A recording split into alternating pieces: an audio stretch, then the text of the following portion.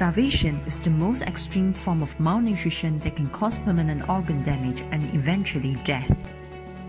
Hi KPK, I wish to lose weight. I think I should stop eating. Hey Chai, you have no idea what happens to your body during starvation, do you? During starvation, our blood glucose level decreases. During the first phase of starvation, glucagon induces glycogenolysis. The liver then starts to convert its stored glycogen back into glucose and release it to maintain blood glucose level. In glycogenolysis, glycogen is converted to glucose 1-phosphate by glycogen phosphorylase. Glucose 1-phosphate is then converted to glucose 6-phosphate by phosphoglucomutase, and finally glucose 6-phosphate is converted to glucose by glucose 6-phosphatase. As the starvation time becomes longer, glycogen level that is stored will become depleted. Then our body enters the second phase of starvation, where fatty acids is being used. Now we talk about the second phase of starvation, where glucagon activates hormone-sensitive lipase. First of all, triglyceride is broken down into glycerol and fatty acid side chains, where both of them enters the liver. In the liver, gluconeogenesis and beta-oxidation occur.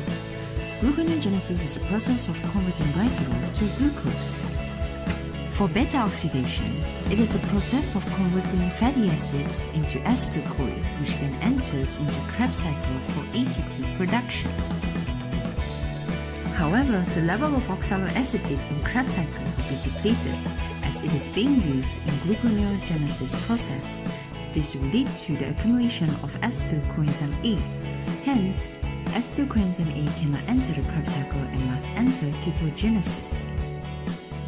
Ketogenesis is when two acetyl-CoA reacting together to form acetyl-acetyl-CoA, catalyzed by acetyl-acetyl-CoA dialase.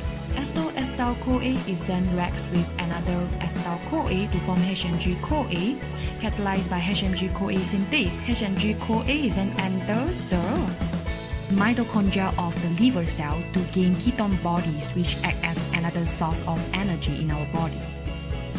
Once ketone bodies are depleted, the body will start to break down proteins in our muscles. Proteins in our muscles are broken down into amino acids, which then enters into the bloodstream and is transported into the liver. The amino acids that are broken down can either enter into gluconeogenesis, where it can be converted into glucose, or it enters the transamination process to be converted into pyruvate. How these two processes are related? Remember, the major breakdown product of fatty acid oxidation is acetyl coenzyme A. It is the starting point into Krebs cycle, and it combines with oxaloacetate to form citrate. And there are many conversions in Krebs cycle that ends up circulating back to oxaloacetate. Pyruvate, the end product of glycolysis, goes through gluconeogenesis. Pyruvate is converted to oxaloacetate and back to phosphoenolpyruvate. We can essentially run this entire glycolysis backwards, which eventually leads us to glucose production.